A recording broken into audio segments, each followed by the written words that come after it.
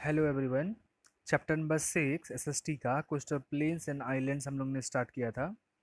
Lecture first में हमने पढ़ा था कोस्टल प्लेन्स क्या होते हैं उसके बारे में। फिर कोस्टल प्लेन्स के कितने टाइप्स हैं उसके बारे में पढ़ा था कि इंडिया में कोस्टल प्लेन्स कौन कौन सी जगह पे पाए जाते हैं। तो ये मैप हमने डिस्कस किया था, अगर आपको याद हो। इस मैप में हमने ये बात किया था कि ये जो इलाका है इस साइड में, इस ब्लैक लाइन से लेके कोस्टल एरिया तक, इसको बोलते हैं ईस्टर्न कोस्टल प्लेन। और ये चूंकि वेस्ट में पड़ता है इसलिए इसको बोलते थे वेस्टर्न कोस्टल प्लेन। उसके बाद में जो ईस्टर्न कोस्टल प्लेन है हमने इसको बोला था कि दो भाग में इसको बांटते हैं। नर्दर्न सरकार जो यहाँ से स्टार्ट होके यहाँ तक होता है, और दूसरा कोरोमंडल कोस्ट जो इस जगह से स्टार्ट होके लास्ट तक आता है। ठीक है, ये मैप आपको याद होगा। और ये जो है वेस्टर्न कोस्ट है, इसके बारे में आज हम बात करेंगे। अब देखिए ये जो वेस्टर्न कोस्ट है ना, कहाँ से स्टार्ट होता है ये स्टार्ट होता है, ये गुजरात है। ठीक है, गुजरात से स्टार्ट हो रहा है और ये खत्म हो जाता है केरला में आकर के।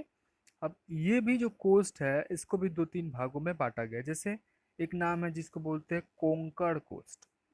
क्या बोलते हैं? कोंकण कोस्ट। दूसरे को बोलते हैं मालाबार कोस्ट। कोंकण कोस्ट और मालाबार कोस्ट। सो आइए देखते हैं।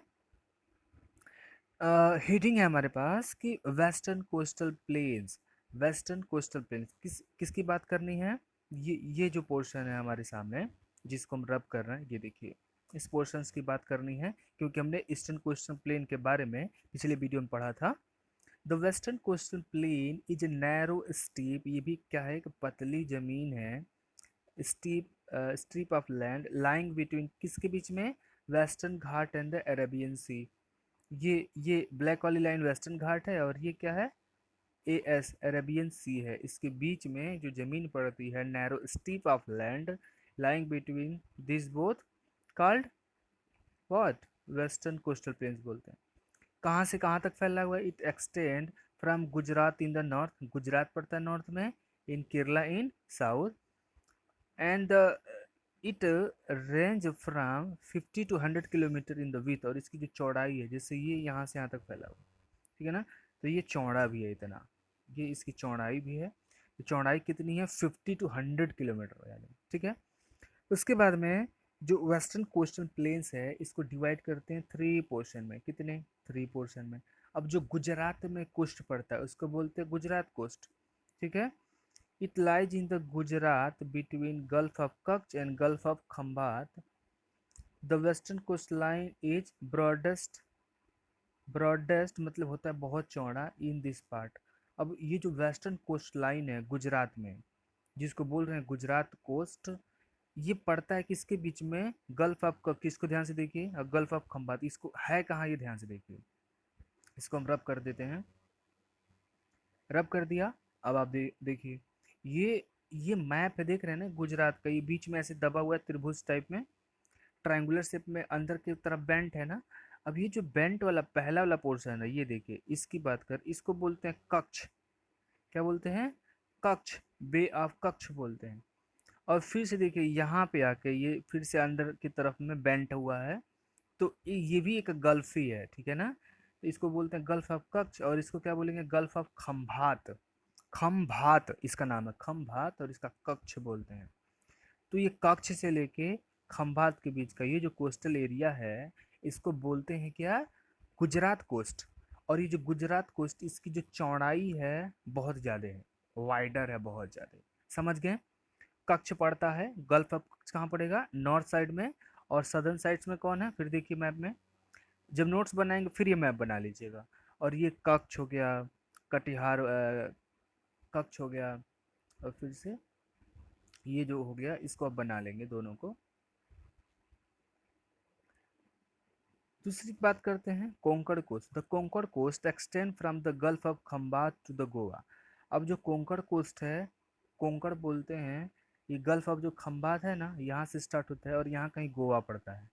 ठीक है ना, यहाँ कहीं गोवा पड़ता है। तो पूरा गुजरात से लेके शुरू हो रहा है महाराष्ट्र और पूरा गोवा तक का जो कोस्ट है इसको क्या बोलते हैं? कोंकण कोस्ट। वेस्ट साइड में ही पड़ेगा ये। समझ में गया?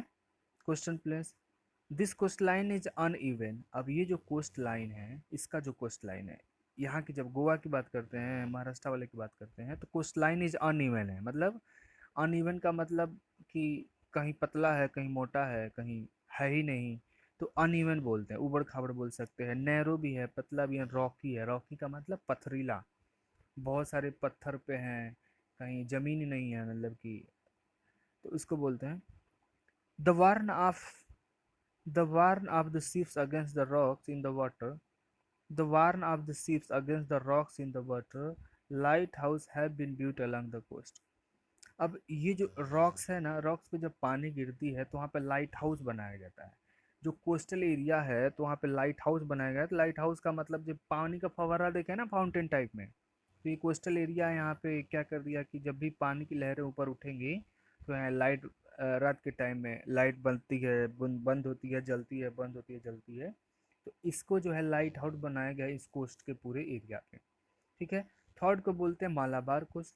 The southern part of the western coastal plain is called Malabar coast. जो अब केरला में पहुंच जाइए, केरला में जब पहुंचेंगे तो इसी कोस्ट का नाम फिर बदल जाएगा, इसको बोलते हैं मालाबार कोस्ट। और ये सबसे साउथ में पड़ता है। ये कहाँ से कहाँ तक है? गोवा में स्टार्ट होता है और कन्याकुमारी तक। It is wider than the Konkan coast. अब ये कोंकण कोस्ट से ज़्यादा क्या है, मोटा है। सबसे मोटा कौन था, सबसे चौड़ा कौन था? सबसे चौड़ा था गुजरात कोस्ट। उससे कम छोटा, कम चौड़ा था कौन? कोंकण कोस्ट। और इससे कोंकण कोस्ट से इतना चौड़ा है, मतलब ये इससे फर्स्ट वाले से कम है।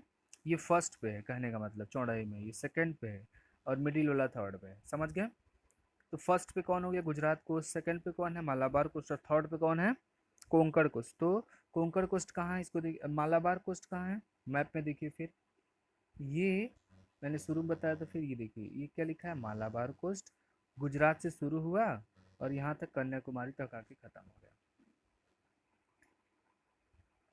ठीक है ना? मालाबार कोस्ट समझ ही गए। The Malabar coast has a large number of the lagoons. Lagoons क्या होता है, समझिए। मान लीजिए ये समुद्र है, ठीक है ना? ये समुद्र की पानी है और ये ज़मीन है। होता क्या है, कभी समुद्र का पानी जब ज़मीन पे आता है ना, तो ज़मीन पे आया, ऐसे अंदर आ गया। अब ये जो है, ये जो पानी इधर में आ गया, ये अब इसको वापस जाना चाहिए तो वापस जाता ही नहीं है। तो वापस नहीं जाएगा, तो ये चारों तरफ से सैंड है, ठीक है। और ये बालू हो गया, पानी हो गया बीच में। तो ये जो पानी बच जाता है, समुद्र का ही पानी जब ज़मीन के अंदर में आ जाता है, इसी को बोलते हैं। तो एक स्ट्रक्चर बन जाता है, जैसे समझ लीजिए पॉन्ड के टाइप में। पॉन्ड होता है ना तालाब आपके गाँव के साइड में, तो ऐसे ही स्ट्रक्चर बन जाता है, इसी को बोलते हैं लैगून्स।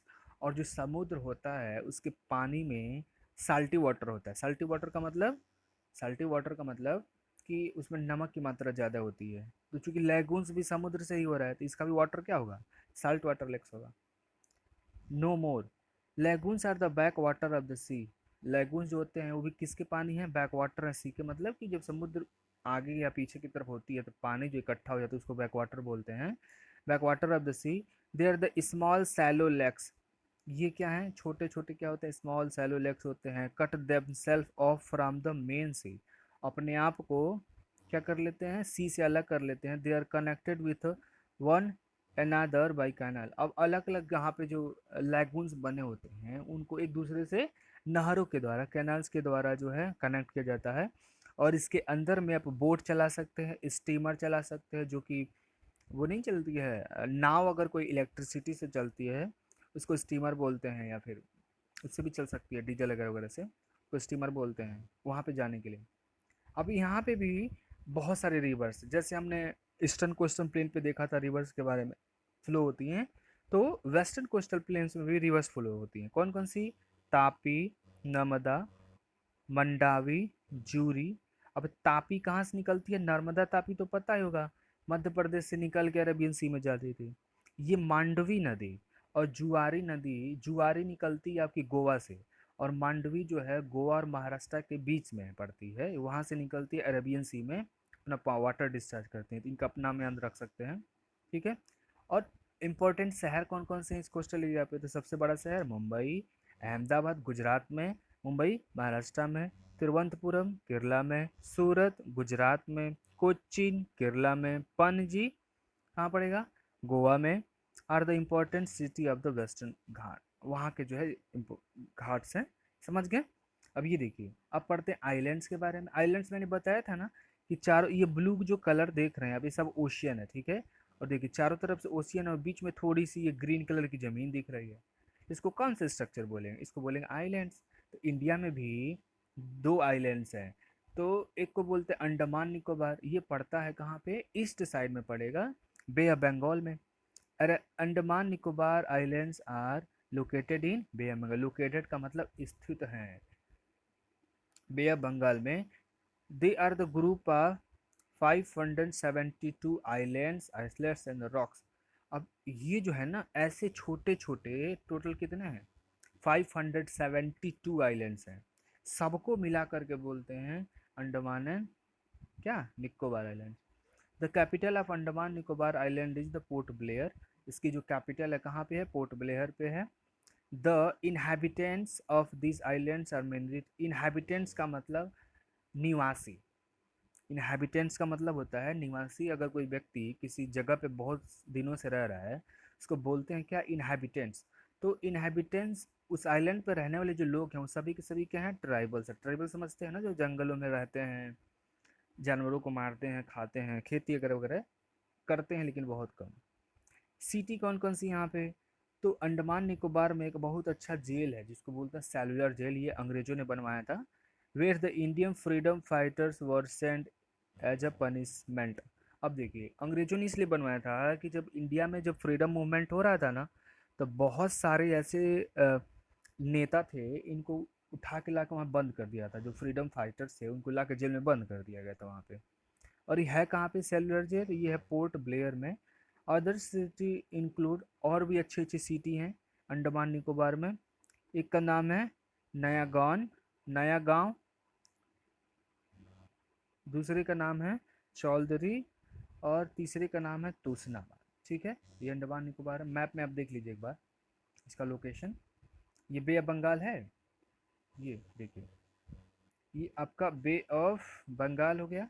ठीक है, ये जो आइलैंड्स देख रहे हैं ना, ये इसी को बोलते हैं एन, अंडमान निकोबार आइलैंड्स। ठीक है, ओके, आज के लिए इतना ही। Thank you.